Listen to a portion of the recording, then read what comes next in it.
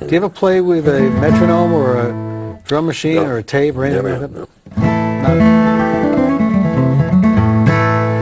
No. The reason for that is time is in most music forms is supposed to breathe.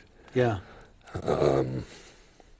Todd Phillips had the best analogy of timing and groove and drive, all those different words we used to describe. Pull is a word that J.E. Crow uses. Mm-hmm. But the most accurate description of playing time in a band, any kind of format, musical format, where the time is supposed to breathe. He used the analogy of a freight train running down a rail at a constant speed, and in the boxcar is a hobo. Mm-hmm. All right, the train going at a constant speed represents what we think of as metronomic time.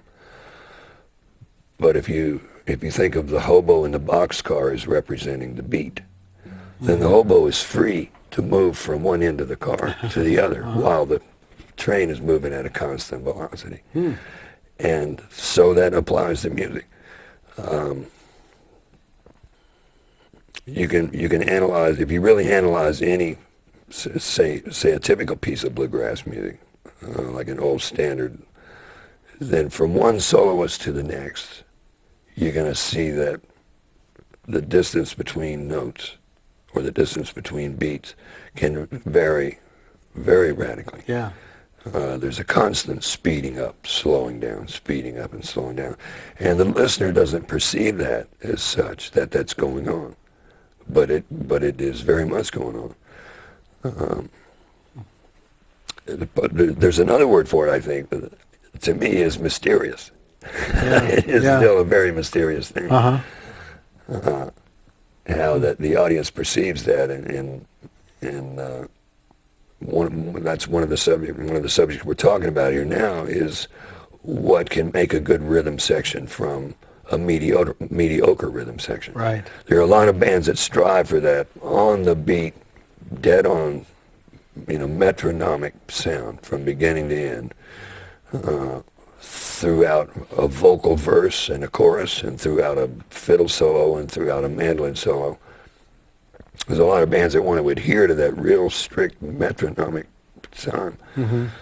And I don't know, if you could take apart an album, say like the Manzanita album, where you got myself and Sam Bush and Todd Phillips, right, or Ricky Skaggs as the primary rhythm section, if you could really get analytical about that and break it down into beats,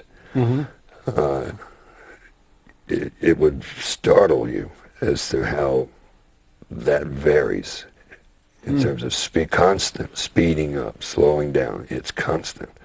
But still, to the listener, it's perceived as almost a pulse. And that's where it really gets complicated. Yeah.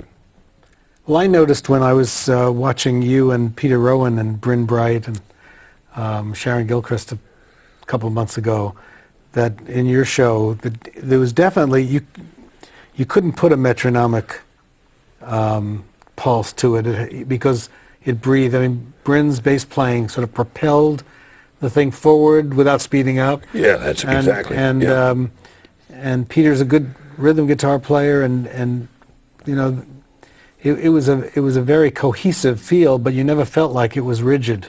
Felt like it was moving a lot. Yeah, it's the hobo in the boxcar. Yeah, that's right. Yeah, it's a good analogy. So I can understand when you're playing, you miss having that give and take behind you, though, too. Yeah, the freight train is not there. In other words, the only thing there when I'm trying to demonstrate some of the effects here is that I'm the hobo in the boxcar, but there's no freight train. Right. It's dangerous.